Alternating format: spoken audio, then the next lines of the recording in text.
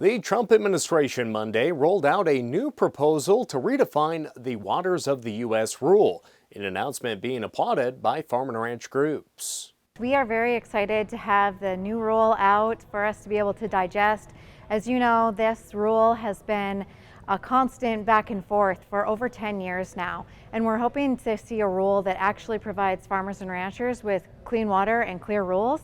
And we believe that this is going to do that by truly narrowing the federal government's jurisdictional authority over private property and bringing the rule more in line with Sackett and the Clean Water Act. The new WOTUS proposal aligns federal water regulations with the Supreme Court's Sackett v. EPA decision, which narrows federal authority under the Clean Water Act to wetlands with a continuous surface connection to a relatively permanent body of water. Since 2015, 4 major rules have tried to define waters of the U.S. There's been a number of attempts at either expanding the definition of what a navigable water is through legislation, and then with the agency itself changing the rule multiple times. We've seen an expansion of federal authority, and in some iterations, our organization has fought back really hard to give a voice to farmers and ranchers and other users of land and water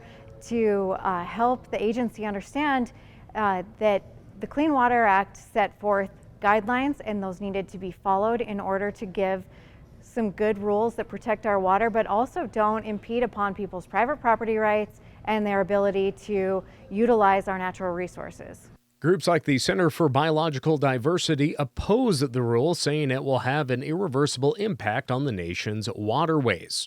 But the EPA and Army Corps say the proposal just seeks to clearly define terms such as relatively permanent, continuous surface connection, and tributary, tightening the scope of federal jurisdiction under the Clean Water Act. Well, we've got a 45-day comment period, so we need to dig into the rule, make sure it lays things out in a very clear and durable fashion, and provide that feedback. And we need to do it in a timely fashion so that we can ultimately get this rule finalized and have it done in a time frame that will allow it to be finalized. We also need to make sure that it truly does follow what the Supreme Court said that the agency needs to do. The WOTUS proposal will be a big discussion point this week at the Montana Farm Bureau's 106th convention in Missoula.